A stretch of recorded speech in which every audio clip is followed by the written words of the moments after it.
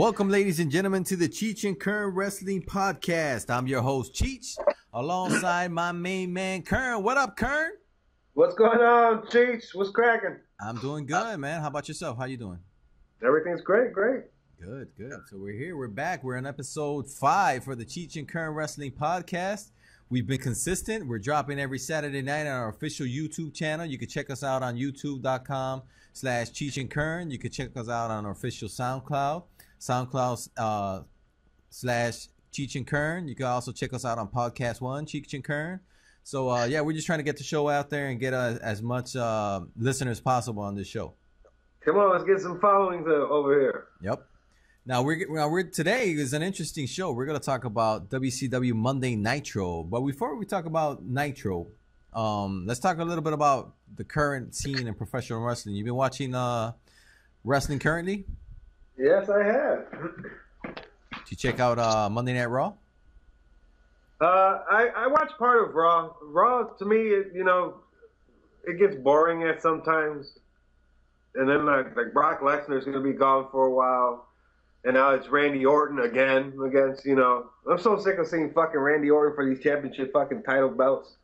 I want to see somebody new. I like Seth Rollins as a champion, but I would like to see, Daniel Bryan, You get a nice title shot or something, or I don't like Roman Reigns, but Daniel Bryan should get a title shot. That's my opinion. Dolph Ziggler. Yeah, I like Roman Reigns. I mean, I don't think he's ready to be the champ yet, but I like him. It's true what you're saying about Randy Orton. Randy Orton's been on top for years, and it's kind of you get tired after seeing it for such a long time. I'm glad to see they're taking kind of John Cena and putting him a step down. They gave him that U.S. title. He's kind of having that open challenge with all these guys, and he's getting to fight like Stardust, and he fought Wade Barrett, and he's fighting all these other guys. So it's glad to see him mix him up with different type of guys. I'm glad, as I mentioned before, Seth Rollins is the champ. I think he's doing a good job. I think he deserves where he's at. Daniel Bryan. I recently read on the internet that I think they pulled him from the European tour. I think he's having some issues again with his health, and it's a shame. He's the Derrick Rose of the WWE. Yeah, it's a shame because if you think about it, he was trying to postpone surgery throughout the year. At least that's what they were saying, right? The rumors where he was trying to postpone surgery, and if you think about it, he got hurt. I think it was in May of last year or something like that. So it would be almost a year. If he probably would have gotten the surgery as quick, he'd be ready to come back. But he kind of, I guess he was laying back on the surgery and he wanted to come back. He came back for the run, but I guess he's getting hurt again because they pulled him. So I thought he had some sort of neck surgery or something. He had some type of issue, and I think they did some procedures. But then he was having trouble with his arm strength or something like that, and they were gonna have to do another surgery, and that's the surgery they were trying to postpone. Well, he should have had the surgery and hurry up and come back. Yeah, but so we don't know what the situation with Danny Bryan is gonna be. But at least currently in WWE, we do need to see some new people. Cesaro, I thought last year when they gave him that Andre the Giant battle royal in WrestleMania. I thought they were going to push him to the moon, and the next night they put him with Paul Heyman, and then they just ended up not doing anything with him. But you know what? The WWE is like that. Sometimes they get somebody that they get nice and hot, and for some reason they just push them to the curb and forget about them. They do that with Ryback all the time. Yeah, and Ryback keeps coming back all the time, and they keep pushing him to the side. He keeps getting hot, and then they just kind of stop. I don't know. But what about TNA? You've been watching TNA lately? Yeah, I've watched a little bit of TNA. You got Kurt Angle as a current TNA World Heavyweight Champion. That's his 6th reign. That's number 6.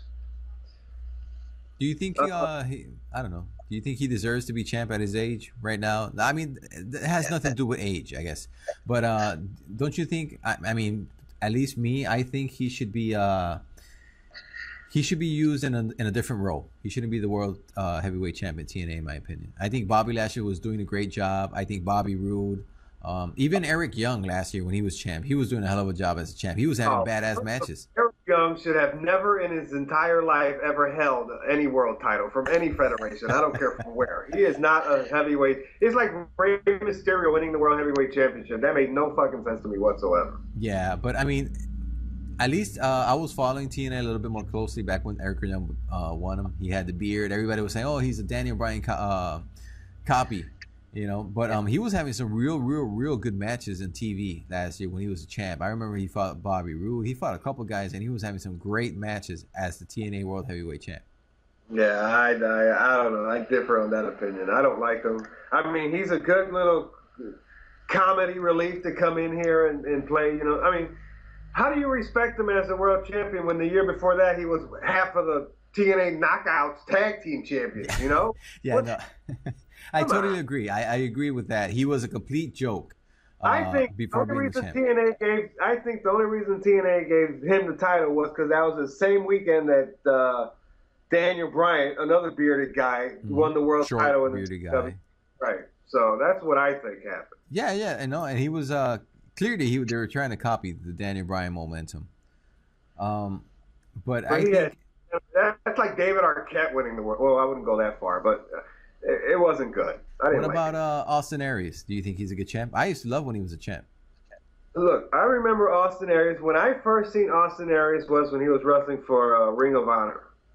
Mm-hmm. Austin Aries, I've seen in person. Austin Aries is a very small man. He looks small, yeah. But he's a solid man. He reminds me a lot of Chris Benoit for some reason, without the fucking lunatic jumping off the top rope with the headbutts and shit. Okay. And he reminds me a little bit of Tully Blanchard, just of the way he wrestles with the slingshots and the brain buster and just the way he wrestles. He reminds me a lot of Tully Blanchard. But Austin Aries, to me, he can be the champion because he's got the attitude, he's got the look.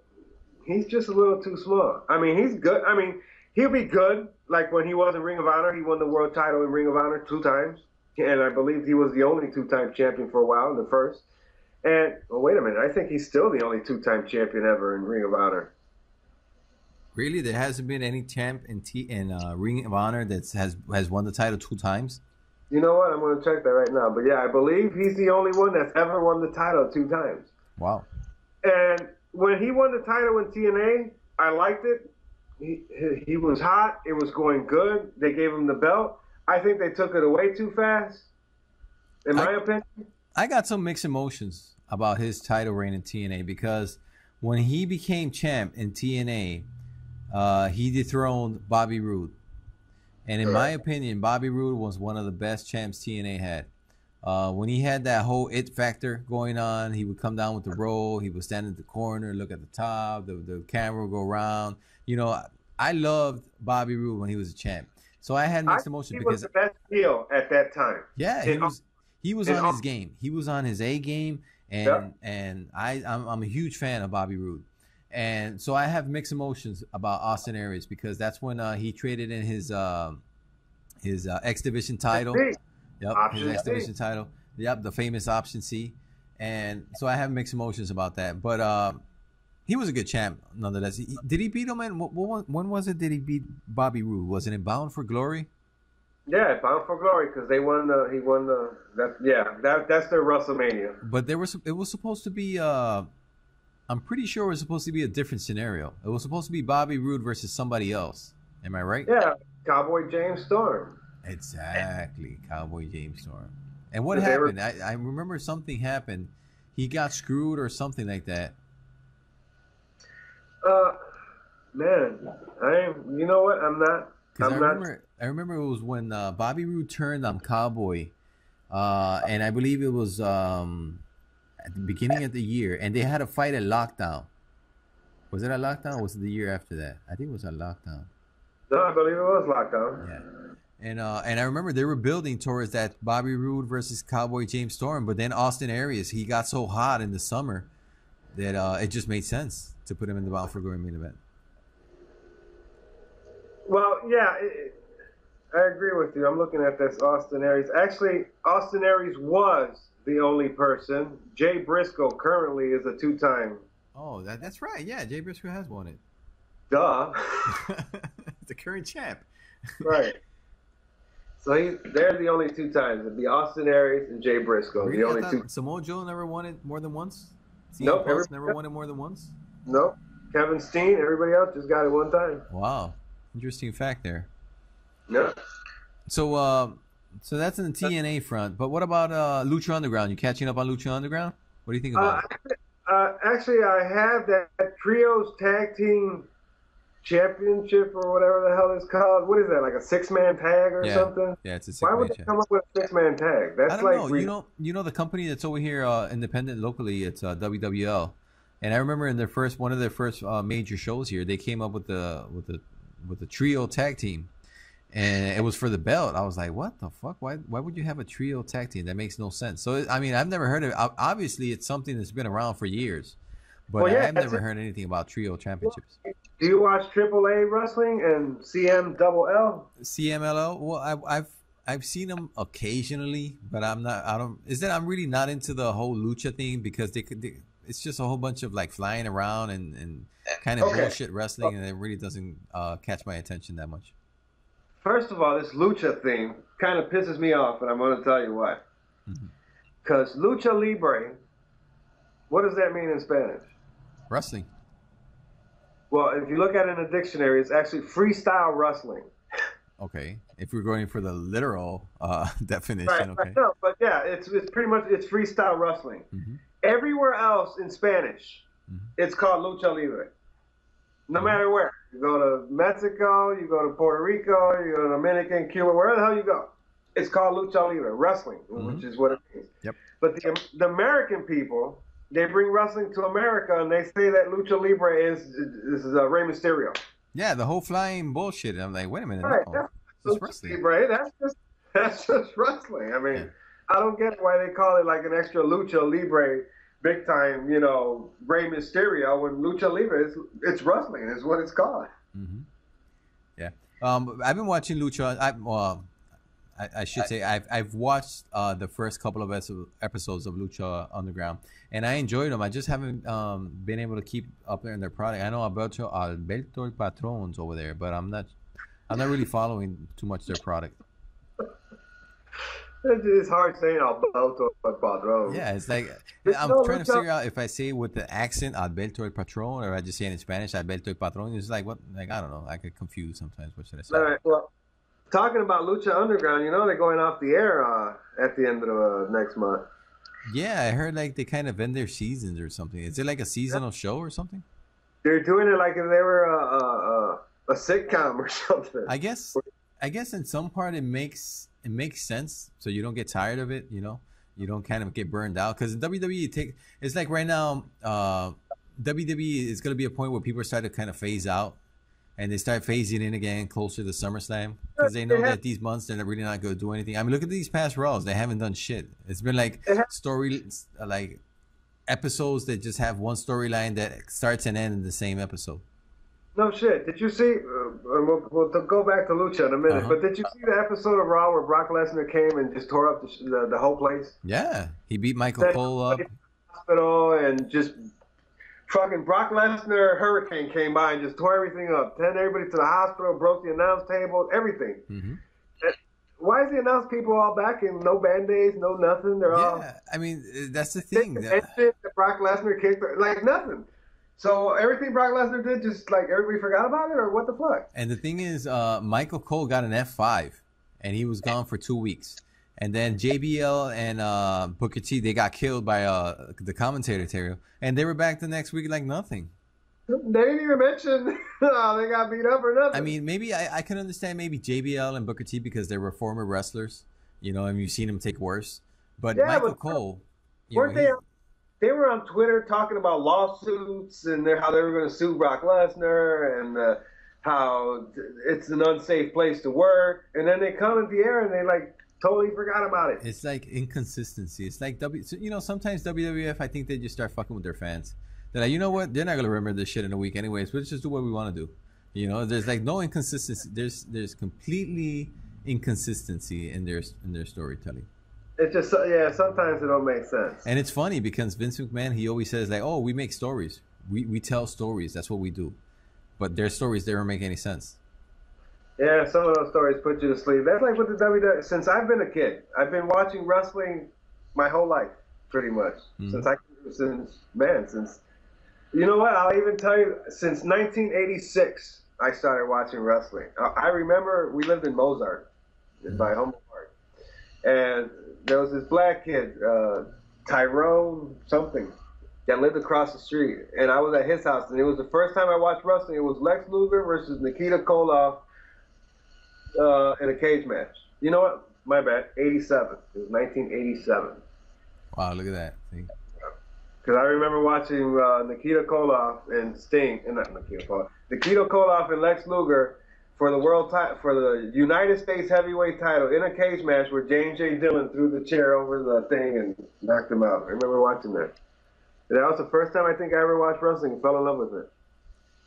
Yep.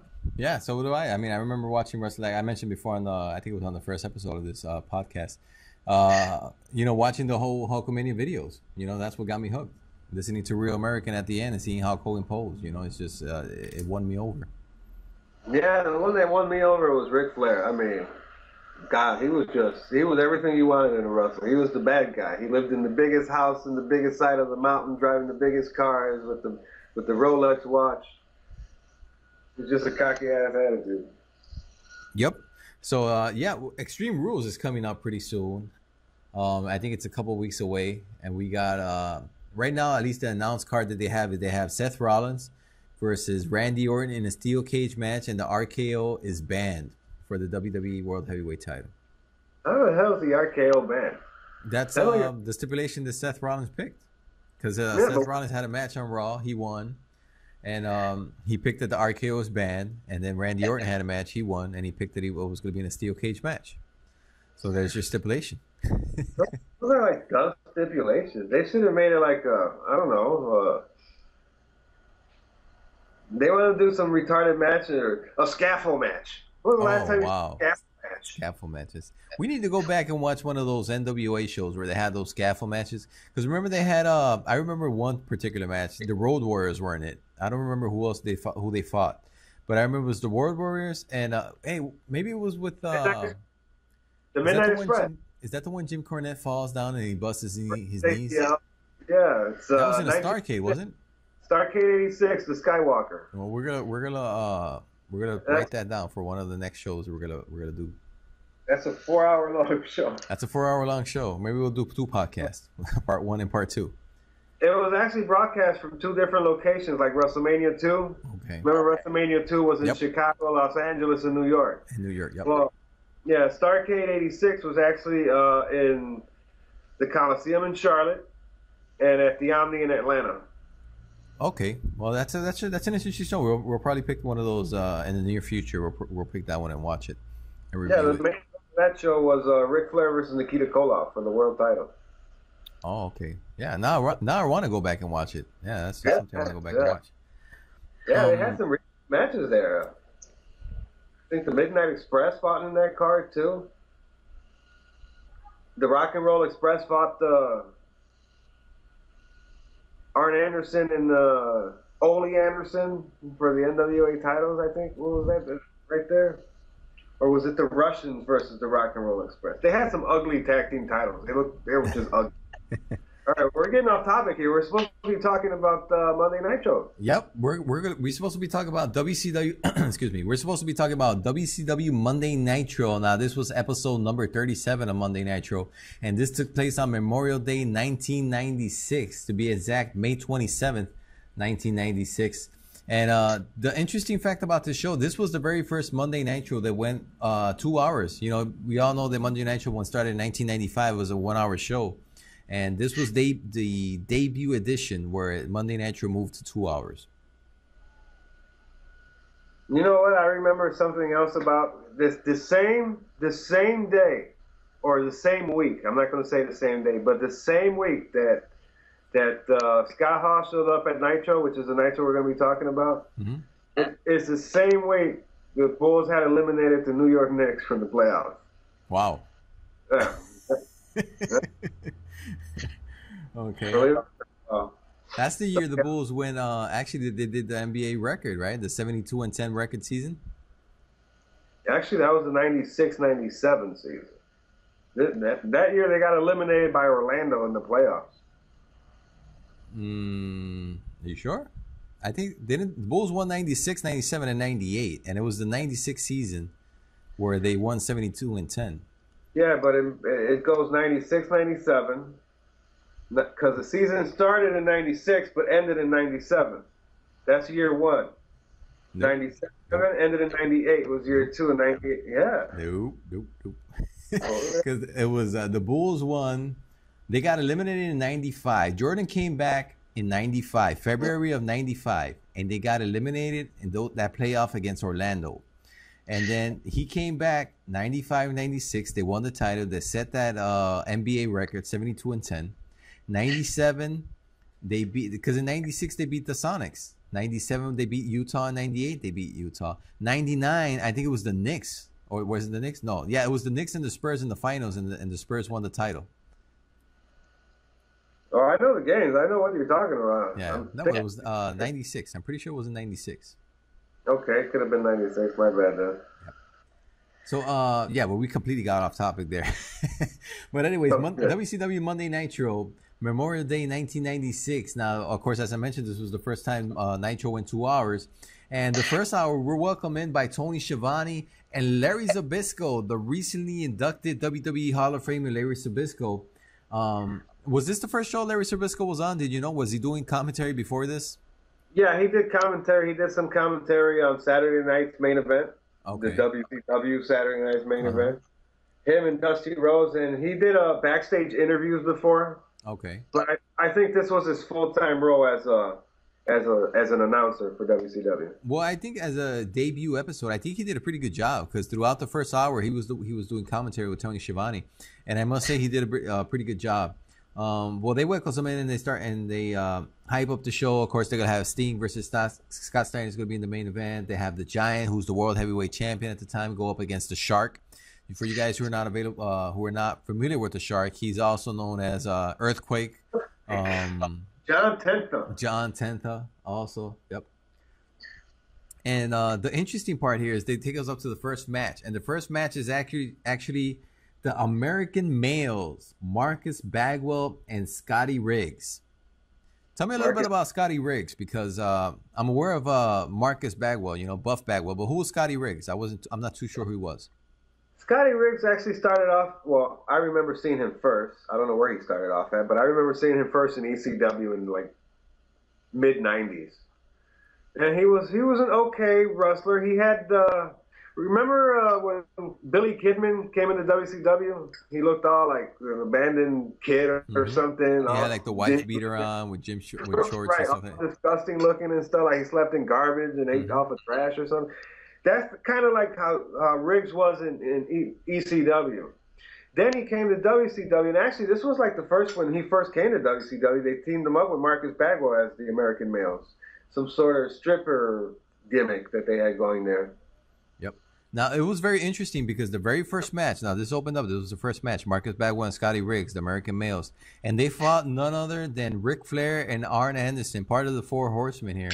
And these two guys were accompanied by Woman and Ms. Elizabeth. God, what a sad thing for both those women, huh? Yep. So it's an interesting, I must say that they said, at least throughout the broadcast, that Tony Schiavone and Larry Zbyszko, they were saying that the American Males were the former tag team champs, and they had lost to Sting and Lex Luger. But I don't know. For me, I seen the Horsemen sell too much for these guys. I don't think the Horsemen should be getting their ass kicked throughout the match from the American Males, Marcus Bagwell and Scotty Riggs. Well, and the way I see it is, the Horsemen, since they birthed back in '85 or '86 when they came together as one, till they disbanded at the end of '98, I think it was. They always oversold everybody they wrestled. I mean, Ric Flair was king of overselling. Ric Flair could wrestle a two-legged goat and make the goat look good.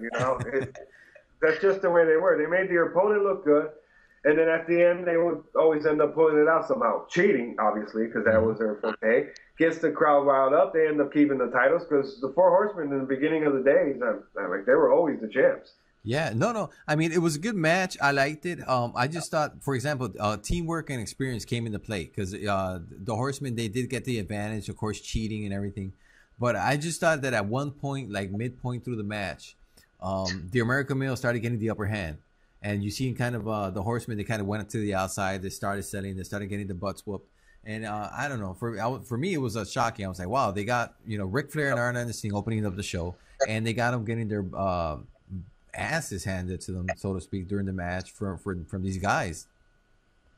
Yeah, well, you got to remember too, right there, Arn Anderson had to been like what, 35, 36. Ric Flair was there like 44 at the time, so they're gonna need a break because Marcus Bagwell, Buff Bagwell, I mean, they were young at the time compared to Flair and Anderson. Now, one of the things that I liked, the match kind of fell apart. It was a good match, but then it kind of fell apart when a woman, she actually gouged the eyes of Marcus Bagwell, and this allowed Arn Anderson to hit the DDT, that famous DDT. I'm a huge mark for the Arn Anderson DDT, and he hit the DDT, and it allowed Flair to get the pinfall. Yeah, that DDT or that backbreaker he's got. Yeah. Now, the interesting part here, you could tell this was the first show that they went to 2 hours because they kind of stalled a lot for time. I don't know if you noticed this. They had a lot of interviews. They had a lot of video packages.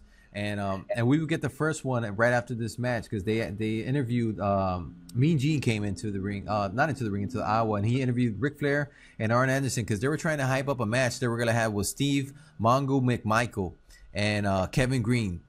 And they were going to have that match at the Great American Bash pay-per-view. They were coming up in a couple of weeks, and they were hyping up that match. Were you a fan of these NFL players coming into the wrestling ring at that time? At that time, right there, I remember this, watching this live as it was happening. Mm-hmm. I didn't like them coming in. They should have got somebody more famous at the time. Like, Mongo McMichael had quit, and he was announcing. He was actually the announcer for Monday Nitro. Yep. And he started training, and that's when he was training with the other guy, Kevin Green. I mean, did you see the match at the pay-per-view? No, I have not seen the Great American Bash pay-per-view, but I must say, Eric Bischoff throughout the show, throughout the second hour, he did such a good ass job on selling that pay-per-view that I want to watch it. Okay. We have to go back and watch the Great American Bash from 1996 because he sold me on this pay-per-view just by watching this only episode of Nitro. Well, I want to let you know the Kevin Green Mongo McMichael match versus the Horsemen is going to be a match. It's going to be 10 minutes of your life that you can't get back. It was bad. Wow, I mean, and that's saying something because Ric Flair, as you said before, he could wrestle a 2-footed goat and make it look good. But Kevin Green, he was just raw and green, and McMichael was raw and green. It just didn't, man. It was bad. Okay. That's not a good match. Just like spoiler alert. Steamboat and Savage at WrestleMania 3 is like one of the top greatest matches. This got to be like in the bottom portion of the. Wow. Okay. Yeah, it was bad. So after this interview, they go to a commercial break, and then they come back and they show a cheesy workout video of McMichael and Green's training in the gym. Now, this reminded me of here in Puerto Rico, we got WWC, which is Carlos Colon's promotion. And he always hypes up the matches by going to the gym and videotaping people like doing exercises. And then I remember one time they were doing this video package on I'm trying to remember. I think it was Invader, Juan Gonzalez, Invader. And he was like doing all these exercises, and you see him like sweating, like it is obviously they threw water on the guy because he was lifting up like 5-pound dumbbells. Not dumbbells, but when you sit on this machine for you do back exercises. Like for example, here Mongo McMichael, he would have it like at 125, 140 pounds, and you would see Invader in these cheap videos over here. You would see him with like maybe 40 pounds or something like that, and he's like. And I'm like, oh my god, but he looks like he's gonna die, and he was just doing like so little weight. That's what this cheesy workout video reminded me of when I was watching it. Yeah, you know what? It actually did remind me of the same thing you were saying. Because the first thing when I see cheesy videos, it reminds me of the same thing. One of Carlos Colon's famous workout videos before a match. I don't know who he was fighting, but I remember it was a Saturday morning. I was watching the WWC on Guapa TV. That's when Hugo Savinovich was the one doing the commentary. Remember? Yeah, he was famous man. WWE Spanish announcer from back in the day. He was the Jim Ross of Puerto Rico, man. Yep. Yeah, and the first I remember he was fighting. I can't remember who it was. For some reason, I want to say Greg Valentine, but I could be wrong.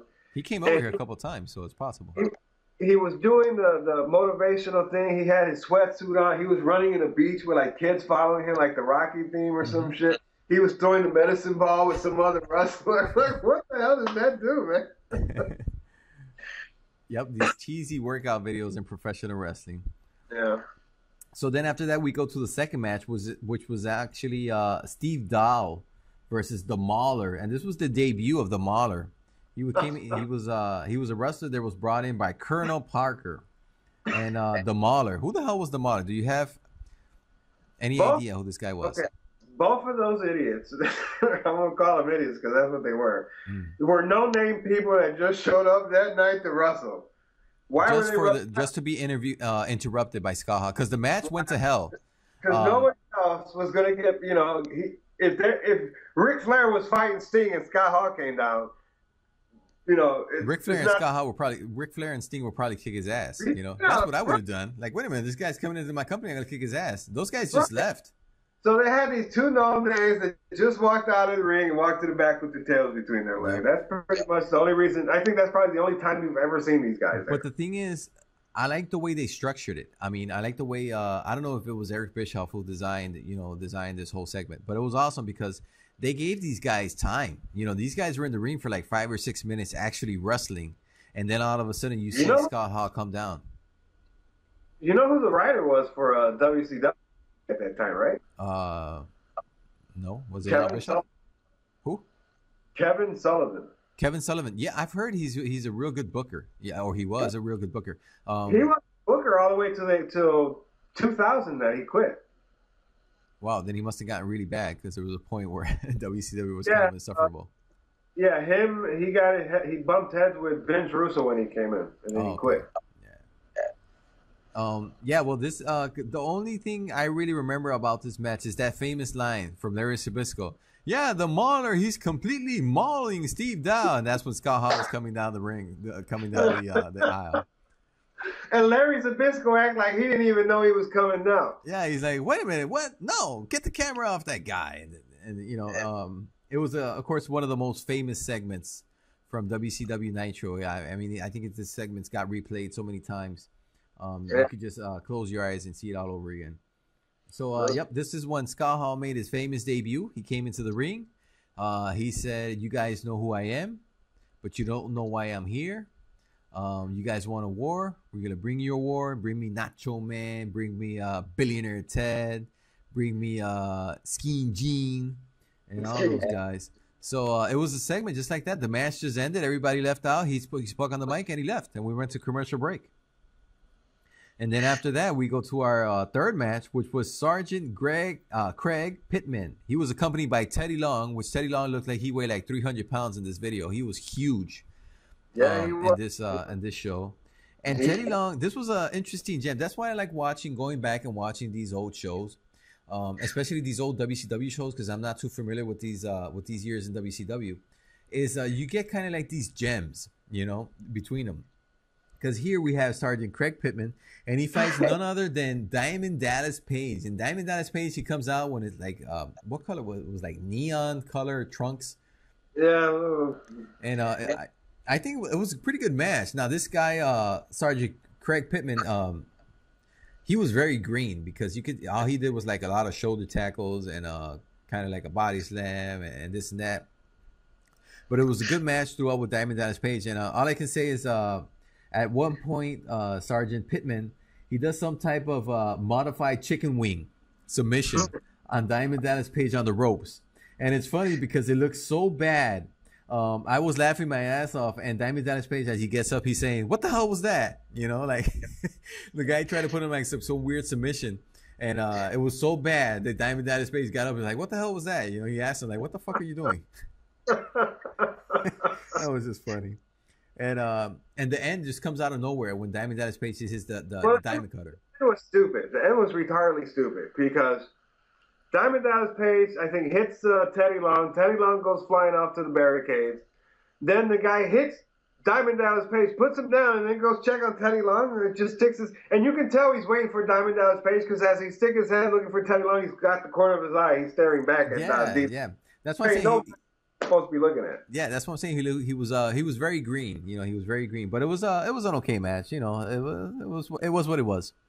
And after that, we go to another video package, and this video package was of Macho Man Randy Savage, and they were talking about Macho Man got suspended. I guess Ric Flair, at that time was he was with Miss Elizabeth, and Miss Elizabeth was wasting his money or spending his money or something like that. And Ric Flair was Macho Man was going nuts. The storyline about it was that she had divorced Macho Man at the time, which was bullshit. They had already been divorced for 4 years. Yep. But that she was divorcing the Macho Man, and then she took all his money with her. She wanted to divorce all the money because there was no prenup before they got married, so she took all his money. And that Ric Flair hired Elizabeth to be his manager, and that he was spending all of Macho Man's hard-earned money and just spending it on liquor. I mean, they have tables with champagne. I noticed, yeah. And they do that for a while. I mean, it goes on for a while. They're throwing people's money away and stuff. I mean, it's ridiculous. It was funny, though. One episode of Nitro, he comes out with a bag of money saying how he's so rich and he's throwing Macho Man's money. Then he flings the money out to the audience and only like $4 went flying out and they were all singles. I noticed that at one point, yeah, because they were showing like the video package of Macho Man as he's going nuts. And I was looking at specifically at the dollars that Elizabeth was giving away, and you could tell they were $1 bills. They were all singles, yeah. He was out there giving Macho's money away. But the most he gave away was like $13, I think. Yep. So then after that video package, they go to the back, and Mean Gene, he interviews the Shark. As he explained how he was kicked out of the dungeon. He was part of the dungeon before, and he got kicked out. And so I guess he's a good guy now or something like that. That's what I got out of this message. He was a good guy, and he was he was part of the Dungeon of Doom, but this version of the Dungeon of Doom was like some really weak looking, like the oddities in the WWF back in the 90s. I mean, it was so weak. They had the Shark, and he would paint his beard like white and black, like weird thing. Then they had Brutus Briefcase was part of the Zodiac. As the Zodiac, he come out with some freak that didn't know what the hell was going on. Like million incarnations. I mean, that's the guy he's had like 10 different gimmicks throughout his career.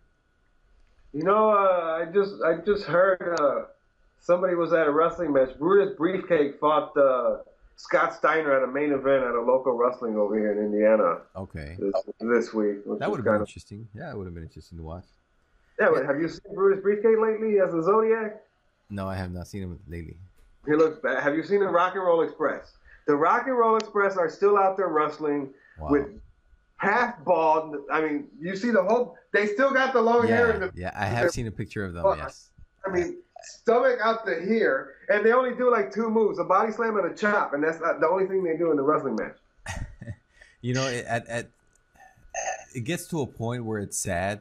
You know, that you have to see idols that you've seen growing up. You know, become to the state where they're at, where they still have to wrestle, and you know that they're making a little bit of money because they're going to these independent shows where there's only like maybe 100 people, and you know they're not making the amount of money. But it's sad to see them. You know, they were so famous and so you know, they throughout their glory years in wrestling, they did so well. It's kind of sad to see them doing that.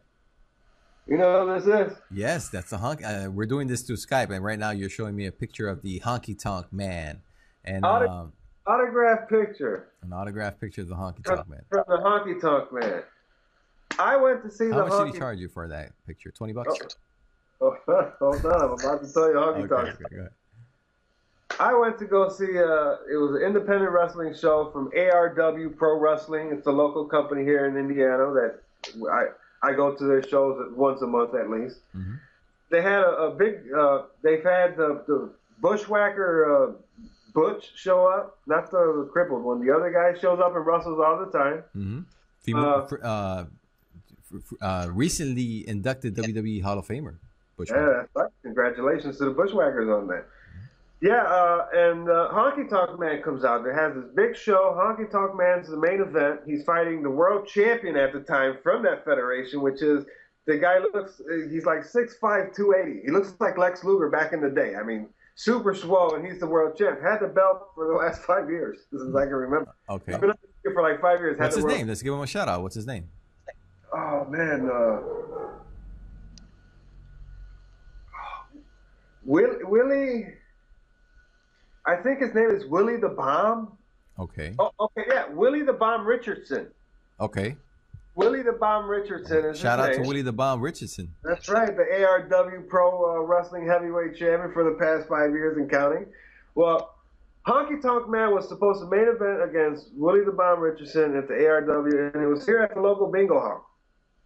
Honky Tonk Man shows up. He's driving this poor rusty car that I don't know how the hell it made it from where the hell he was at to the arena. He charged $20 for an autograph, and he was selling Mexican wrestling masks. Okay. Why was he selling Mexican wrestling masks? Hey, he's in the hustle. Mexican wrestling, and he never wore a mask. He was charging $10 for pictures, and he had some T-shirts, I think, also for sale. And that's where I got this one. This is a $20 to get an autograph from the Honky Tonk Man. Now, mind you, he looks like he's 66 years old. Okay. And he wrestled the main event, and I think the main event lasted about 3 minutes. Wow. And then after the main event, which he beat the champion, the guy who's never lost, he didn't win the belt. It was a non-title match. Okay. Makes sense. But he pins the guy with the shake, rattle, and roll. And I think the shake, rattle, and roll and 2 pokes in the eyes was about the only moves he did in the ring. And then after the match, he started singing he sang his song, I'm the Honky Tonk Man. I'm the Honky Tonk Man. He sang that whole song like 3 different times. Wow.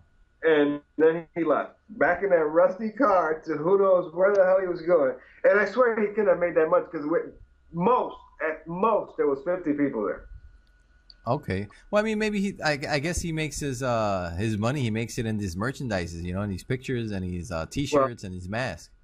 Yeah, but when you come to bumfuck Indiana, where I live at, where it's like country hillbillies over here, rednecks, toothless people, there's no money to be made. You can't sell a T-shirt in Indiana at a wrestling show for $50 and expect somebody to buy it. It ain't gonna happen. Wow. I mean, they sell them for $50?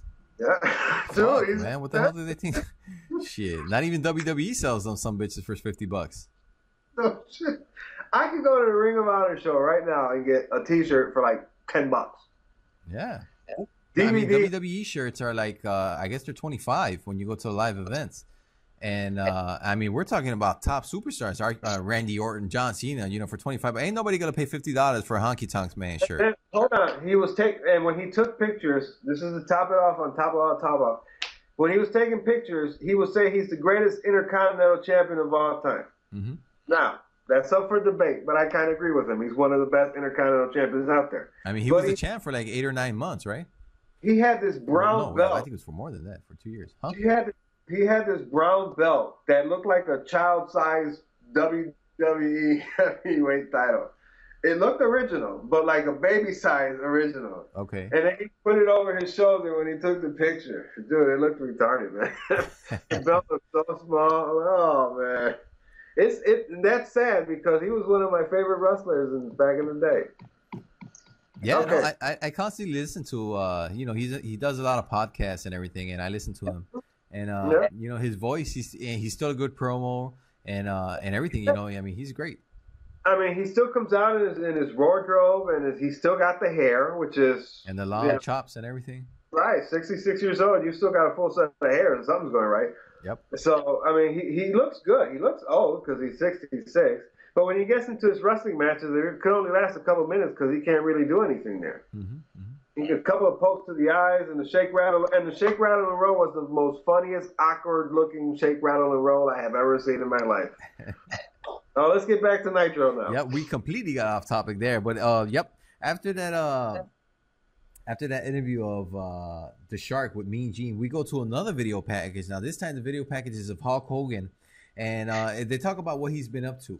Now, give me a little bit of a backdrop set here because I'm not too familiar. As I mentioned before, the only thing I know about WCW in this time is when the NWO formed and this and that, but I'm not really too sure about timelines. Had Hulk Hogan been gone of TV? Had he been out of TV for a while before this? Did he come back? Was the first time he came back at Bash at the Beach, or I mean, did he come back before that? I mean, because my timeline here is completely screwed up. I'll tell you, he came into WCW in the summer of '94, and that same year, his first match was at the pay-per-view with Shaq when he was hosting in Orlando, and Bash at the Beach, right? He beat Ric Flair. He beat Ric Flair for the world title. Yeah, I remember Mr. T made a cameo in that show also. But Hulk Hogan was like the Brock Lesnar of back then. I mean, he showed up for this pay-per-view, and then they didn't have Nitro at the time. They didn't have Thunder. They had Saturday night's main event. 2 hours, or no, I think it was an hour or maybe 2 hours on Saturday night. TV at 6:06 Eastern Time. 6:05 Eastern. 6:05, yeah, 6:05. But it wasn't. It was more like, you know, they talk a little bit and then they wrestle a match, and it usually was a good guy versus a jobber, just some guy to go in there and get his ass beat. And that's pretty much how wrestling was. So Hulk Hogan didn't really come out in those shows. They might have showed an interview that he did while he was filming some movie backstage or some shit like that. But he was like Brock Lesnar. He'd show up one day and then you didn't see him for like a couple months and then he'll pop up. But he held the belt for a while. I mean, he'll come to like every pay-per-view. He fought Ric Flair for like 5 or 6 straight pay-per-views. I mean, none of the pay-per-view matches made sense anymore because they didn't build it up anymore. It was just Ric Flair fights somebody during the week and then he's fighting Hulk Hogan at the pay-per-view for some reason. Okay. Now, but at this time specifically, May of 1996, he was gone for a couple months, or he had been gone for maybe a week or two? You know, to be honest with you, I'm not too familiar. I remember, but I'm not 100% sure to put out information. Okay, because I remember this was the, as we mentioned, well, we'll get to it a little bit later, because right off the bat, Scott Hall is already telling Eric Bischoff, get your best 3, because we got our best 3. So I'm like, wait a minute, if that's already there, that means the plan was already in place for Hogan to turn heel. I thought that was something that kind of they just came up with on the fly, but it seemed as a plan from the beginning then. Supposedly that's what they said, but yeah, you're right, because no mention of Hogan there whatsoever. Yep. So So that was the first hour of Nitro. I thought it was a pretty good, you know, kind of a solid beginning to Nitro, so to speak. And so we're welcomed back to the second hour by Eric Bischoff and Bobby Heenan. They're going to be our new commentators for the second hour. And the first match to come back from the second hour is actually the Shark versus the Giant, or AKA as Big Show. He was the World Heavyweight Champ, the WCW World Heavyweight Champ at the time. What you think about these two big men in the ring? I like the Big Show, or the Giant back then. I liked when he first came out. Reminded me of Andre the Giant. I mean, you were kind of billing him as the son of Andre the Giant, right? At some point? Yeah, when he came out, supposedly he was supposed to be the son of Andre the Giant, which nobody believes. Andre the Giant was French. This guy's from who knows where. But I liked him. The only thing I didn't like about him was Andre the Giant was, I mean, he got in the ring. He was big. He was massive, and he kicked your ass. But the Giant in WCW, I mean, people were suplexing him. Like, you're not, who the hell ever suplexed Andre the Giant? You're not supposed to suplex no Andre the Giant, right? So he was doing drop kicks from the top rope. I remember that. Like, come on, man. You're the Giant. You're supposed to be big and menacing and mean, not Ray fucking Mysterio and jumping off the top rope. But I must say, the Giant, I mean, obviously, but I mean, you see the Big Show now, and he's like round all over the place. But when he came into WCW in 1995, I think that's when he debuted, right? He was fit. You know, he was fit. He was strong. And I seen the documentary they did about him. I think it's the Giant's World, it's called. And he was talking about he had a condition which he had to get operated. And that condition, that he could eat anything he wanted, and he was always in shape, and he was always in great shape. But once they operated, that changed. So that's probably why his body type has changed throughout the years. But plus he's 40 now. At 40. Yeah, I mean, it's harder to maintain, maintain your body conditioning and everything in your shape, and as your age progresses. But I seen him now today. When I was watching the show, I was like, wow, he looks, he looks in shape. He looks good. He looks good for that at that time. Yeah, but he was like what, 22, 23? Yeah, he was very young. So yeah, it was a so-so match. You know, as much as you can expect with two big guys in the ring. The funny part was it comes to an end after the Giant choke slams the Shark. Now that was interesting because he actually got him up. You know. Oh yeah. Yeah, the Earthquake is a huge guy, or the Shark. He's a huge guy, and I mean, he literally got him up, and he did a choke slam on him, which the people popped huge for. Yeah, that was a good choke slam for a big guy. Yep, and he got the pin, the 1, 2, 3, of course, and after that we see Bubba, aka Big Bossman. He comes down and he shaves like half his head. I'm assuming they had a match at the pay-per-view or something because he just came down and shaved half his head. Yeah, I believe he got his head shaved in a hair match, I'm assuming. I can't remember at the time, but yeah, it was something like that. Yep. And then after that, we go to Max versus Lex Luger. Now, the only thing I can say about Max, I didn't know who this guy was. As he was coming to the ring, I was like, who the hell is this guy Max? You know, I still don't know who he is. But all I can say is he was a huge guy. He was big. And he came to the ring, and he was going to have a match with the World Television Champion, which was Lex Luger at the time. And I must say, WCW was pushing the hell out of Lex Luger at this time because he was the World Television Champion. He was half the tag team champions with Sting, and he was also the #1 contender for the World Heavyweight Champion, which he was going to fight the Giant at the Great American Bash pay-per-view. Yeah, they really tried. You know what? When Lex Luger came into WCW, came in as a surprise on Nitro. The very first episode of Nitro, the Mall of America. That's right. He was sitting there trying to get into a feud with Hulk Hogan for the world title. For some reason, it never worked out. Didn't they have a match? I remember because I recently watched that first episode of Nitro on the network, and didn't like Hulk Hogan fight Big Bossman on that match, or Big Bubba Rogers, whatever his name was, on that night. And that's when Lex Luger came down and he says, I'll give you the shot for this title next week on Monday Nitro. Did they fight that next week? Because I haven't watched episode 2. No, they didn't fight. There was, man, you're putting me in a predicament now. No, they never fought. I forget what was the stupid stipulation. He wasn't in the top 10 or something. So whoever was So that was just kind of a cliffhanger they left there to get your attention for the next show. That was in what? September 4 of 95. Yep. And he didn't win the world title again until he beat Hogan for the world title, but it was in 97. So yeah, it never panned out for him. Yeah, but as I say, one thing I could say is Lex Luger was over huge because the people were popping for everything he did in the ring. People were cheering him throughout the match. Yeah, and throughout the match, I'm sorry about that. Throughout the match, Scott, what's his name? Eric Bischoff. He kept mentioning that Scott Hall was going to talk at the end of the show. Scott Hall was going to talk at the end of the show. This was the last half hour of the show. That's all he kept talking about. Oh, he's going to have a chance at the top of the hour, and he's gonna. He kept on. He kept saying, "Well, you know what his name is. You know who he is." He wouldn't say his name. He wouldn't say his name. And I remember at one point he said, "I'm not going to say his name because I don't want to have any legal battles going on back and forth. But you guys know who he is." And obviously it did bring a legal battle because I think the WWF kind of sued those guys for copyright infringement or gimmick infringement or something like that. And he sued him and he lost. Yep. One thing I must say is I think Max was able to get too much offense on Lex Luger. I mean, for the guy that was your #1 contender for the World Heavyweight Champion, he was your TV champ and a half tag team champ. This guy was he got. He got a couple of great moves of offense on Lex Luger, and Lex Luger looked like he was hurt a couple times.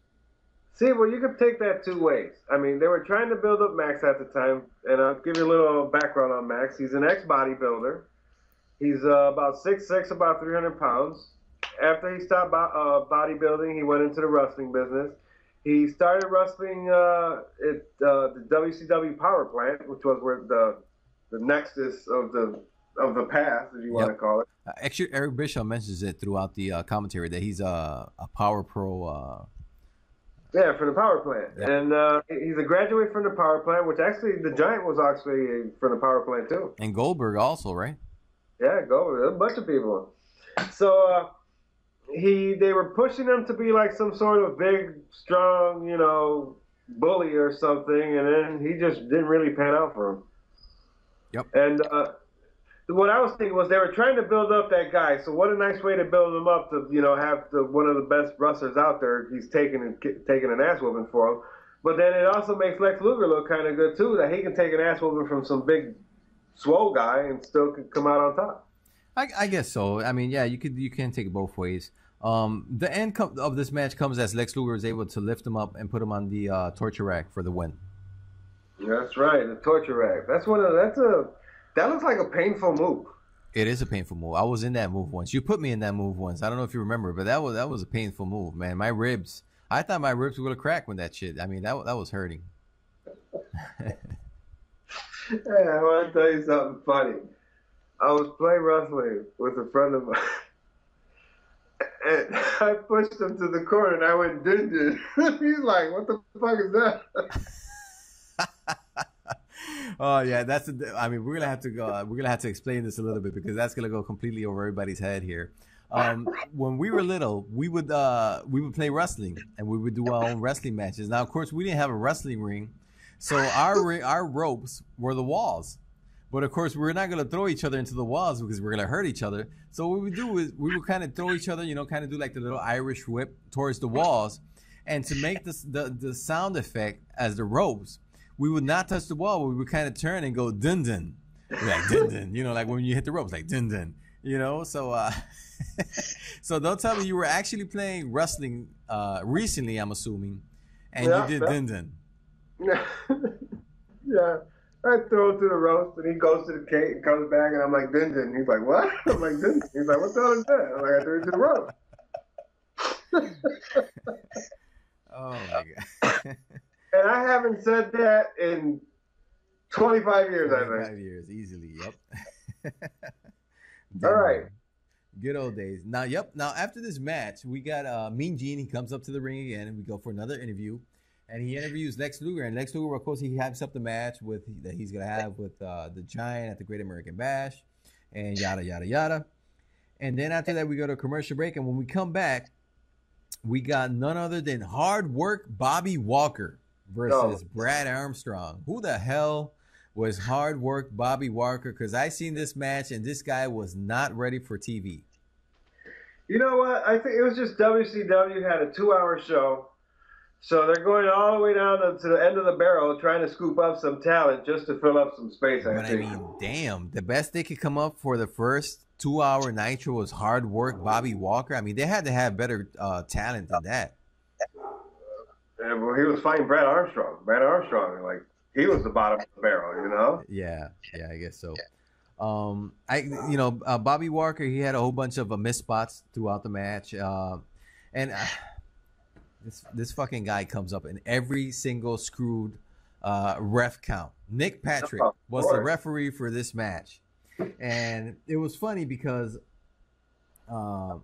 Bobby Walker you could tell he was very green at the time, and he screws up a sequence of moves during the match, and it included the finishing sequence as Nick Patrick counts the 3 count, even though Brad Armstrong's shoulders were up, and even Bobby Heenan says, but wait a minute, his shoulders weren't down, and he got counted to 3, and Eric Bischoff tries to cover for him. He's like, no, he got him, he was down.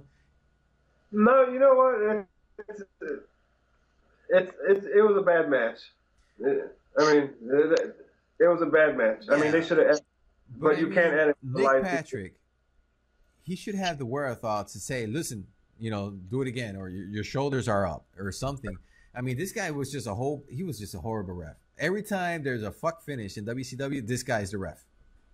Yeah, and it's Earl Hebner in the WWE. So after that, we go to another little gem here that I enjoyed watching this episode was another match with Lord Steven Regal, and he was accompanied by Jeeves, and he fought Alex Wright. And something that was funny was when Alex Wright was walking down the ring, it said Alex Wright, and it kind of had a different name underneath. It said Das Wonder Kid. Do you have any idea what that meant? Yeah, that's his nickname. That's Das Wonder Kid. Oh, okay, that was his nickname. So it wasn't like a typo or something on the show. No, that's his nickname, Das Wonder Kid. Now, because he's from Germany. Okay, Well, I must say that the only thing I remember about Alex Wright is that this match must have been before he started doing that stupid ass dance that he would do. I don't remember if that that weird ass dance, because I was totally expecting that dance and he didn't do it in this show. So I guess this was before he started that dance. No, actually, that's when he turns heel is when he starts doing that dance. He starts pissing people off. Okay, because that was the stupidest dance ever, and it worked, because I would hate just seeing him do that dance. And then the thing is, what I remember is he came out in some really bright neon wrestling trunks and boots. Yeah, he did that for a while. I mean, he come out with some orangey neon ones. That he had the neon greens he come out with. I think he had some yellows. Yeah. He always had those outrageous colors. No, this was a good match. This match started off kind of like a lot of chain wrestling at the beginning, and then all of a sudden it gets like really intense. And you totally expect that from Steven Regal. I mean, throughout his career, he's been a great ring performer. And it was a solid match for Monday Nitro. I really enjoyed this match. I think it was the best match of the night. Yeah, I agree. I like Das Wonder Kid. I mean, they didn't use him right. I mean, he came out as a Das Wonder Kid at first, then he became the bad guy, then he became a good guy again. Then he became Berlin. You remember Berlin? Mm-hmm. He shaved his head and started coming out like some weirdo from Germany that he wants to like do weird stuff. Yep. I mean, they never booked him right. I felt sorry for him. I mean, he was really good. He was a good wrestler. You guys are gonna have to excuse that's my dog barking in the background. That's Fiona. She must see some cat or something. She's barking. She's a little annoying, so you're just gonna have to bear with me here on that. Trying to give her a question out for the email segment at the end of the show. Yeah. Now before this match is over, they actually go to a commercial break on this match, and when they come back, they go through a video package, and they're showing it's kind of a video package for Glacier. This whole persona of Glacier, and it was real cheesy because they even had like that cheesy Mortal Kombat music. You know, I think he was kind of like a ripoff of Sub-Zero character from the Mortal Kombat game. The fighting game. Are you familiar with Mortal Kombat? Yeah, that's exactly what it was. It was a ripoff of that. You know what, Glacier? What the funny thing was that there's a match in progress. You go to commercial, and you don't go back to the match. You start throwing some video promo package. Yeah. Glacier, right? So then they come back. And then the match goes to the end after. They kind of go back and forth fighting each other, and then the match comes at the end when Alex Wright, he goes in the corner, he falls, he hits his head, and Steven Regal does a roll up for the 1, 2, 3. And then after that, we get another interview with Mean Gene in the ring. He interviews Lord Steven Regal, and Steven Regal basically he just insults the crowd. It's Memorial Day. He's saying, "Oh, you Americans stink," this and that, and he challenges Sting to a match. I don't know if they have that match at the pay-per-view or not, but he challenges Sting to a match, and he says he's going to beat Sting. I don't remember. Yep. Then after that, we go to the main event of the evening, which was Sting versus Scott Steiner. I thought this was a good match. Sting and Scott Steiner, they came down. They started. Of course, Eric Bischoff was mentioning that they were best friends, not best friends, but they were good friends, and this and that. And the match kind of started, slow, and then little by little, it started like gaining more and more heat competition, and it got more and more heated, and it turned into a really good match. I thought it was a great main event for this Monday Nitro. Well, yeah, it was a really good main event because it led up to more stuff down the line. Lex Luger came down to the side of the ring. The Dogface Gremlin came out to the side of the ring. So you had Luger and Sting on one side. You had the Steiner brothers on the other side. Then at the end, all hell breaks loose, and then you start the rustlers coming from the back, getting into the ring, trying to separate. I mean, then it led because they had this huge tournament for the tag team titles, which was Harlem Heat, Sting and Lex Luger, which were the current tag team champions at the time. Had the Steiner brothers, and they had this. The next couple of Nitros coming up, they have this big 3-way tag team titles where the outsiders come out, start attacking them. I mean, the cops shown out, guns were drawn. Man, it was a hell of an episode. We got to do that one for another show. We got to find out which one that one was. That one was a good ass episode. Before we continue, before this match ended, I must say it again because it's this fucking guy. At one point, I think it was Sting tries to superplex Scott Steiner to the outside, And I think they messed up because Scott Steiner fell. He almost broke his leg as he fell on the outside. And then as he goes down, Lex Luger starts hitting Scott Steiner. And Nick Patrick is looking at this, and he doesn't disqualify him. And then Rick Steiner comes in. He starts beating the shit out of Lex Luger. Lex Luger gets hit twice. He runs like a bitch, literally. He runs like a bitch around the ring. He gets inside, and then and then that's when Scott Steiner starts attacking him. String goes in, and all hell breaks loose. And then that's when they call for the DQ. But I mean, I don't know. I was just like, well, wait a minute. He's hitting the other guy. He's supposed to be disqualified. Well, Nick Patrick, best referee in WCW, I guess. And then, of course, after all hell breaks loose, we go back to Eric Bischoff and Bobby the Brain Heenan. And that's when Scott Hall comes down and he mentions, get your best three because we got our best three. You want to go to war, we're going to go to war. And that's how we go off the air on Nitro. Actually, that was a good episode of Nitro. I mean, it was a historic night. And Scott Hall came in, the invasion started, so to say, and it turned out to be interesting next couple of years after that. Yeah, it was a good start to this whole 2-hour era of Monday Nitro. And I must say, thinking about it, I give the show about a good solid 7.5 out of 10. I thought it was good. It was entertaining. The 2 hours flew by, even though they had a lot of interviews, a lot of video packages. It just kind of flew by. And maybe it flew by because I'm not too familiar with WCW. This was all new for me. But it was great. It was a great show.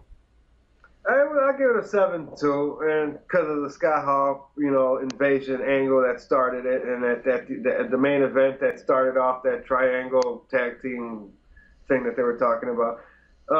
But most of the matches, like we said, the match that Scott Hall interrupted, who are these people? Mm-hmm. Yep. Of course, we had the Brad Walker versus Armstrong match. Bobby Walker versus Brad Armstrong. Yeah, it's like putting Barry Horowitz against the Brooklyn Brawler. I mean, it's not the main event you want to see. All right, so it's time for the email segment of the show. For the mailbag section. We have 5 emails. People calling in and asking us questions. Yeah, you ready? I'm glad you wrote these down because my computer messed up earlier and I wasn't able to get into the email. So I'm glad you wrote them down. So give me the emails, Kern. Are you ready for this, Cheech? Yep. We got Scott Peterson from Bolingbrook, Illinois. Shout out to my man Scott Peterson. And he wants to know, in the 1990s, who do you think was the best wrestling company? ECW, WCW, or WWF? Oh, why don't you go first? Wow, that's a good ass question. Let me give you some thought here. Let me see. I'm gonna look at, chronologically. Let me see how I can do this. If we're talking about the whole 90s decade, I would give the edge throughout the whole decade. I would say WWF. And the reason I say this is because, for example, I would go back 1990. We're talking about WrestleMania 6, right?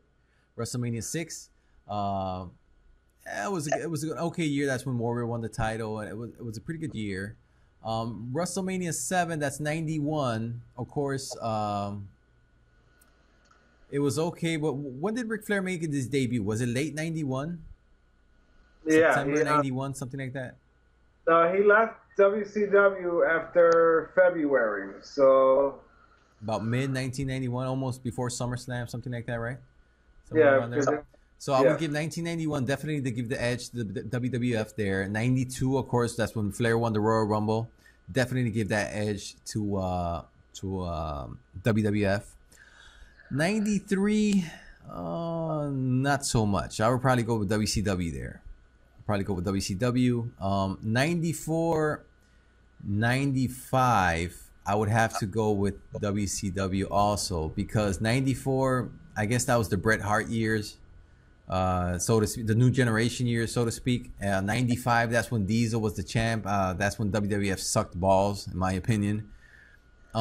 96, of course, that's the birth of the NWO, so there's no hands down. I'll go to WCW. 97 for me is a little controversial because 97 WWF had a great year, in my opinion. You had these great matches with Shawn Michaels, Bret Hart, Undertaker, Hell in a Cell, the Underground what was the name of that pay-per-view? I forgot what it was. Ground Zero pay-per-view in September. But 97 also had that build, you know, from Sting versus the NWO. So I would have to give 97 to WCW, but slightly though. 98 for me, hands down, it has to be WWF. Stone Cold Steve Austin, the rise of Stone Cold. 99, I guess it's a toss up there. Really don't have anything. 2000 WWF. So I would have to give the edge to WWF. ECW, I don't mention ECW because I'm not. I wasn't too much of a ECW fan back in the day. You know, I wasn't into that whole hardcore. I'm still really not into that hardcore. I can watch hardcore matches and be like, oh, that's completely unnecessary. But so I would definitely give my edge to WWF in the 1990s. What about you, Kern? All right, for Scott Peterson, I'm going to pick WCW. I went down the line of the years from 90 to 99, and I think WCW had 6 better years than the WWF. I liked 90. I liked WCW, which may sound a little strange, but I really liked that Black Scorpion thing they had going there. It kind of died at the end, a miserable death, you might want to call it. We recently talked about it in episode 4. Now, exactly. If you guys haven't checked out the previous episodes of the Cheech and Kern Wrestling Podcast, you should go back and check them out. And we talked about Halloween Havoc 1990 on episode 4, which had a segment that featured the Black Scorpion. Yeah, it did. 91, I'm going to give it to WCW. That's when Flair and Steamboat had all the great matches. WWF, I'm going to give it to 92 because that's when Flair went over there, the Royal Rumble, the whole 9 yards with the Macho Man and Elizabeth. 94, I gave it to WCW. 95, I kind of gave it kind of even because 95, Hogan was the champ, but he was fighting a bunch of bums. He was fighting the Shark and the Zodiac and the Barbarian. He started bringing all his friends over, basically. I can't remember the name of the pay-per-view. We got to look it up. But I remember a pay-per-view where it was Hulk Hogan against the Barbarian for the world title, and that was like the main event. Yeah. And in 95, Diesel was the champion, which boring as hell. 96 to 97, I gave it to WCW because of the NWO. 98, it's kind of hard for me. I like the Stone Cold angle, but also Goldberg was like at his hottest moment at the time at WCW. See, but you weren't watching WCW at the time. You were watching. That's why you're such a WWF fan. WCW has such a better product. And WCW's product died in 99. In 99, I don't know what the hell happened. They just died. I mean, they started coming out with the most ridiculous. I think WCW's product started to go down mid-1998 because the thing is, okay, Goldberg, he beat Hogan. That was a hell of a Monday Nitro. That was in the Georgia Dome. They brought 40,000 people in there for a Nitro. You know, that was a great, but I think that was the peak of WCW because they messed up once they had that, was it Halloween Havoc? It was Goldberg versus DDP, and that pay-per-view went over. And I think the main event was on the top of the match. You know, it was just the bell had just rang for that main event, and the pay-per-view cut off. Yeah, I remember. I paid for that pay-per-view, and I actually got my money back from what was it, Media One cable company at the time. Yep. And but the show running out of time has nothing to do with the quality of the product. I'm talking like quality of the product, like the better matches and the better storylines. I guess WCW in the first Nitro, I can't remember what it was, but it was the first Nitro of 1999. It was the new year. Yep. Hulk Hogan, the finger poke of doom. Yeah, exactly. That's where WCW died because now they're making like the world title don't mean shit no more. Mm-hmm. If your world title don't mean shit, then your company don't mean shit. You know? Yep. What's the point? That's when, to me, WCW died. So in 99, I gave that to the WWF. So in my opinion, I think WCW was the better company. And you know something? ECW, the problem with ECW is I'm a huge fan of ECW. ECW's product didn't get good till it was going off the air. I mean, the first 96 with the pay-per-views or 97 with the pay-per-views, it looked bad. I mean, you're sitting in some bingo hall. There's no lights. There's no nothing. I mean, it looked bad. It looked like the local independent show you go to. It's kind of like Ring of Honor. You know, Ring of Honor has been around for a couple of years, but their lighting and their production value is really not that good. And it's funny because Ring of Honor is owned by a TV company. Exactly. So but yeah, I agree. Their budget must be small. But at least they take the lights go off. They got the little red and green lights going around. They got a screen when they're walking in. I mean, ECW looked just so cheesy. Then when they started actually putting money into their product was when they got the TV deal. They came out Fridays for like an hour, and then they had like 2 matches and a bunch of talking. If you're a hardcore wrestling, you should be showing wrestling, hardcore wrestling. And when they really started getting where I started getting really interested in them is when they went belly up and they left. So that's why my edge goes to WCW. All right. Our second email comes from Iris Martinez. She's from Chicago, Illinois. Ooh, shout out to Iris.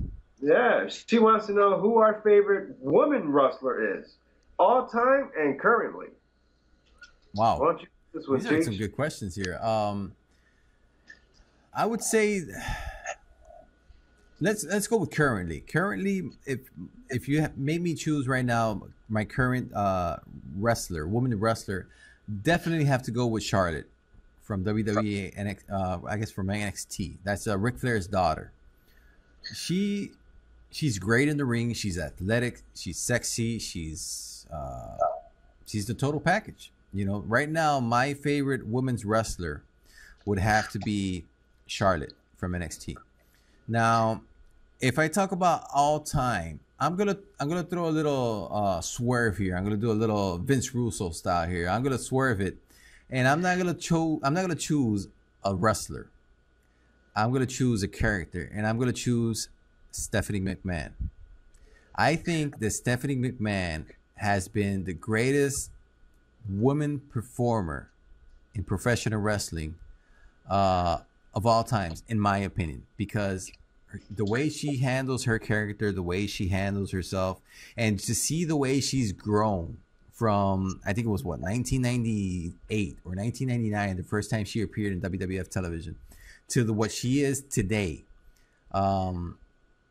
I have to pick Stephanie McMahon. Kind of threw a little curveball there at Iris.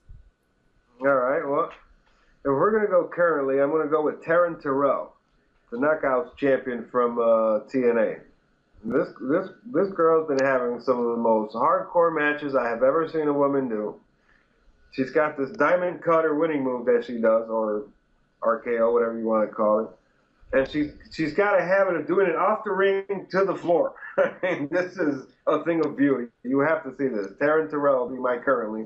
And my all-time is going to have to be the Fabulous Moolah. Okay. And the only reason I say the Fabulous Moolah is because that woman held the championship from like when she was 20 to like she was 75. Yeah, for like 30 years. She had like a 30-year reign. No That's shit. True. So she will be my all-time favorite. That's a good choice. The Fabulous Moolah is a good choice. I didn't pick her because I guess I'm not old enough to be familiar with her work. I know she had a 30-year reign and everything, but when I knew the Fabulous Moolah, she was already old. You know, she was already like in her late 60s when I've seen her. The only thing I remember about the Fabulous Moolah was when she was in SmackDown 1999, and they were like 70 back then. So she fought in WrestleMania with the women's title. Yep. Yeah, I know. She was already old though when that fight got on. Yeah. Yeah, she was still the champion at that time. Yeah. All right, our third email comes in from Keith Jackson from Compton, California. Keith, my man Keith. Shout out over there in California, Cali. Okay. Our man Jackson over here wants to know, how would you book the New Day? Ooh. Now that's a good question. What do you think? How would you book the New Day? That's an interesting question because now recently you can see the New Day. You can see they're trying to turn them heel on Monday Night Raw, but I think the New Day, they should have been heel from day one. Now I don't know if you remember or if you were watching a couple of months ago when Xavier Woods came out, and he came out dressed kind of like Malcolm X. He had the glasses, he had the suit, and he gave like this power speech. Now, it wasn't like racially toned. You can see kind of like the racial tone, but it was like very low tone. And I'm like, it was so intriguing. I'm like, ooh, I like where they're going with this because you got Kofi Kingston, you got Big E, and you got Xavier Woods, 3 guys. three black guys that you can say haven't gotten the opportunity from the system. So I would, if I was to book him, I would have brought him in like that. I would have maintained that Malcolm X character from Xavier Woods. I would have brought him in kind of with that slight racial tone to it, and do kind of like a New Day of the Nation of Domination. You know, that's the way I would have booked them. What about you? The way I would have booked them was I would have took them apart, separated them, and threw them out. I mean, I don't really like the New Day. I don't like the look. I don't like the attitude. There's nothing there I like. I like Big E. I like Big E when he was the Intercontinental Champion. I mean, he had a nice little thing going there, but this New Day thing, I don't like it. Yeah, I just don't get it. They're so cheesy and they're so over the top that from the beginning I'm like, they have to be heels, because they're just so damn over the top with all this clapping and cheesiness and smiling and all this. You kind of expect them to be bad. I don't get it. I like the Nation of Domination thing, the way you were talking. They went that route, maybe add another guy or two in there, some unknown guy that nobody knows, just try to bring somebody in, something like that, maybe. But yeah, I don't really like them. I don't like them, so I wouldn't book them. They wouldn't be on my wrestling show. Okay, and our next email comes from Oliver James from London, England. And his question from London, England. Shout out to James. Oliver James from London, England. Holy shit, we're going worldwide. That's the first one from London. He says he likes our show, and he wants to know what we thought about Magnus when he was the TNA World Champ. And he's got another one after that. What did you think of Magnus as the champ? Magnus as the TNA champ, I like the idea. I like the concept, but I thought he was booked, and I don't want to offend you here, Oliver, but I think he was booked like a bitch, because he was he was the champ, but he would kind of run away. He wasn't booked strong. I think he would lose. Did he had to lose? Was it that he lost every match, or either every match he won was with help from somebody, something like that? And my opinion is, I mean, he was the paper champion. Exactly. He won the belt because he was supposed to be Dixie's guy. I mean, they throw Jeff Hardy off the top of the ladder for him to win the belt. Yep. And he didn't want to fight nobody. When he did, he was like scared to fight, and he's not good at the mic. I didn't like Magnus as the TNA World Champion. I mean, he's got the look, he's got the wrestling ability. I mean, he needs to work a little bit more on the mic, and he's got to come up with like a new character. Yeah, I must say they did do a good job. I mean, he did beat Sting. I think he was the last match Sting had. Was it the last match that Sting had in TNA? Somewhere around there. Or was it no? I think it was EC3 the last match Sting had in TNA. Something, but I know he one of the matches was he beat Sting in Bound for Glory in TNA, and then after that he became champ. Sting was his protege or something, and he wanted to fight his teacher or something like that. Yeah, I didn't really like Magnus as the champ. Not saying that he can't be a better champ somewhere down the line. Just at the time he wasn't booked right for it. Second part of the question, he wants to know: do you think William Regal belongs in the WWE Hall of Fame? Well, I can answer that quickly. My answer is yes. I'm gonna say yes, just because think about all the people who are on the WWE Hall of Fame. I mean, Coco Beware is in the fucking WWE Hall of Fame. You know, it's become a joke. But yeah, there's some people there that I question. Yeah, you know, Drew Carey's in the Hall of Fame. I mean, of course, it's a celebrity wing, but anyways, Coco Beware, I don't think he should have been in the Hall of Fame. But William Regal, you could definitely make a case that he could be in the Hall of Fame. He had a great career. He was a great in-ring technician. He was a great... I even liked the role when he was GM in Raw. Remember, he was the Raw general manager at one point. He won the King of the Ring and everything. The one thing I liked about William Regal, too, is no matter where he was, he always had a belt with him. It was either the European title, the Intercontinental title, in WCW, he was the TV champion. He always had a title with him, a tag team title of some sort. I think he belongs in the Hall of Fame, hands down. Yep, I think so too. And he's great everywhere, even in commentary in NXT. When he was doing the commentary in NXT, he's great. So, yep, definitely make a case for William Regal in the Hall of Fame. And our last email comes from Daniel Dunn from Montreal, Canada. Danny D, what up? Yeah, the double D. And his answer is, oh, come on, Dan, are you serious? His question is, do you think the Mountie belongs in the WWE Hall of Fame? Danny, Jacques, you got to be shitting me with that question. With that question, no, I'm gonna flat out say no. I do not think he deserves a spot in the WWE Hall of Fame. I think if he does get in, I think Coco Beware should be the one to introduce him. Yeah, that would be something to see there. Fame either. And that's all the emails we have for tonight. All right, great. Well, we kept the show under an hour and a half. That was our goal today, so I think we kept that. I guess the only thing that's left for this week is to choose what are we going to watch next week. And once again, we should have all our listeners email us at cheechandkern@gmail.com and let us know what episodes from the WWE Network you think we should be talking about in the podcast. Okay. But before that, what we like to do is we like to mention the show we're going to review next, so you guys can watch it.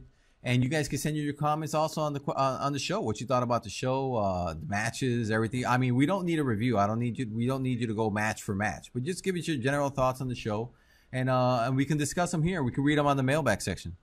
But I guess for next week we can watch. What do you have in mind, Kern?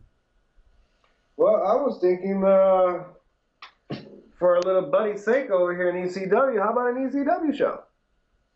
Okay, sounds good. What do you have in mind?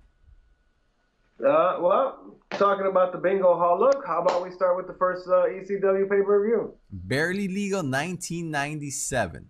I'm up for that.